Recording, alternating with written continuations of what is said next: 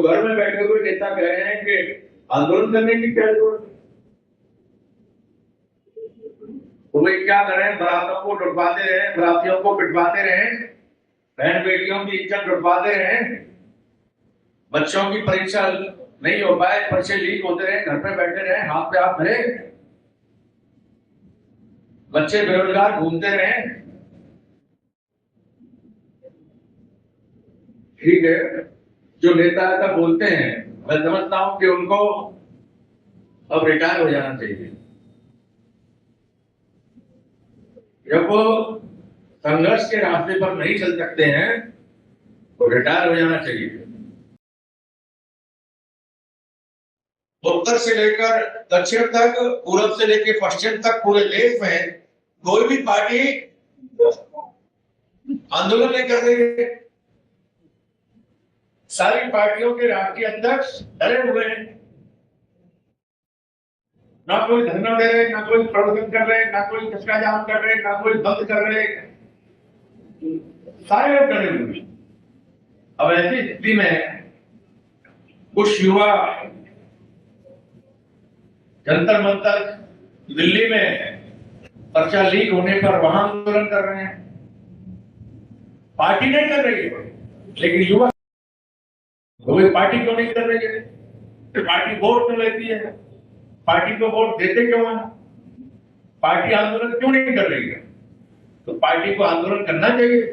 जिस पार्टी को हम लोग वोट दे रहे हैं, जिस पार्टी के लिए हम लोग दिन रात मेहनत करते हैं, यदि वह पार्टी आंदोलन नहीं कर रही है तो क्यों नहीं कर रही है? लेकिन कोई नहीं कर रहा। तो एक युवा इस देश के अंदर ऐसा है जो युवा एक नई पार्टी बनाकर और लगातार आंदोलन कर रहा है, और वह युवा एडवोकेट भाई चंद्रशेखर आजाद है। वह युवा एडवोकेट भाई चंद्रशेखर आजाद है, जो आजाद समाज पार्टी बनाकर पुलिस प्रशासन से लगातार लड़ता है। कोई एक हफ्ता ऐसा नहीं जाता जिसमें मैं देश के किसी कोने में जाके प्रशासन से लड़ते ना। तो जो आंदोलन कर रहे हैं उनके लिए कहा जा रहा है कि ये क्यों आंदोलन कर रहे हैं? इन्हें संवैधानिक रास्ते पर चलना चाहिए, संवैधानिक तरीके से अपनी बात रखनी चाहिए। तो ये संवैधानिक तरीका तो है ही, और इस संवैधानिक तरीका को बाबा साहब डॉक्टर भीमराव अम्बेडकर जी बताकर गए, और उन्होंने स्वयं आंदोलन का रास्ता अपनाया। कालाराम मंदिर प्रवेश का आंदोलन उन्होंने किया, उन्होंने महाराज तालाब सत्याग्रह का आंदोलन किया, उन्होंने तो आंदोलन करना सिखाया हमें। और उन्हीं की बात को आगे बढ़ाते हुए बार काशीराम साहब ने आंदोलन किया, और उन्हीं की बात को आगे बढ़ाते हुए आज आजाद समाज पार्टी भीम आर्मी के हमारे संस्थापक आदरणीय एडवोकेट चंद्रशेखर आजाद जी आंदोलन कर रहे हैं। तो जो नेता वोट लेकर आज अपने घरों में बैठे हैं, उनको क्या परेशानी हो रही है? उनको परेशानी हो रही है कि सौल के अंदर लगभग 300 लोग, और ये सारे के सारे लोग भीम आर्मी आजाद समाज पार्टी से पहले उन्हीं के साथ थे, और वहां से निकलकर जब ये अपनी पार्टी बनाकर अपने नेता संघर्षशील नेता का साथ दे रहे हैं, तो घर में बैठे हुए नेता कह रहे हैं कि आंदोलन करने की क्या जरूरत है। तो वे क्या करें, बारातों को डुबवाते रहे, बरातियों को पिटवाते रहे, बहन बेटियों की इज्जत डुबवाते रहे, बच्चों की परीक्षा नहीं हो पाए, पर्चे लीक होते रहे, घर पे बैठे रहे, हाथ पे हाथ धरे, बच्चे बेरोजगार घूमते रहे। ठीक है, जो नेता ऐसा बोलते हैं, मैं समझता हूं कि उनको अब रिटायर हो जाना चाहिए।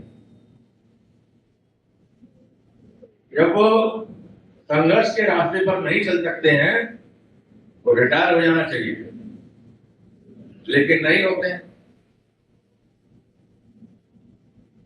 हमारी जिम्मेदारी है कि हम लोग ये 5-6 महीने का समय हमारे पास, इस 5-6 महीने के समय में हम इतना काम करें कि जब चुनाव हो, चुनाव में वोटों की गिनती हो, तो वो गिनती हमारे पक्ष में होनी चाहिए, आजाद समाज पार्टी के पक्ष में होनी चाहिए। आजाद समाज पार्टी इस प्रदेश के अंदर स्टेट लेवल की मान्यता प्राप्त पार्टी बननी चाहिए, ये हमारा संकल्प होना चाहिए। आजाद समाज पार्टी से हमारे इतने विधायक जीतने चाहिए कि सरकार की लगन हमारे हाथों में चाहिए। आजाद समाज पार्टी से हमारे ऐसे विधायक जीत कर जाए जो विधानसभा के अंदर जुर्म जाति करने वाले जालिम को सबक सिखाएं और अपने हक अधिकार की बात को क्यों लाए दिखाएं। हम लोगों की जिम्मेदारी होती है। हम केवल पद लेकर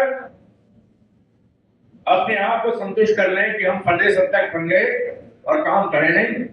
हम जोन के प्रभारी, मंडल के प्रभारी, जिला अध्यक्ष या विधानसभा अध्यक्ष या जो भी पद है वो हमें मिल गया, बस हमारा तो काम हो गया, सम्मान हो गया, इससे काम नहीं करेगा। ये उद्देश्य है।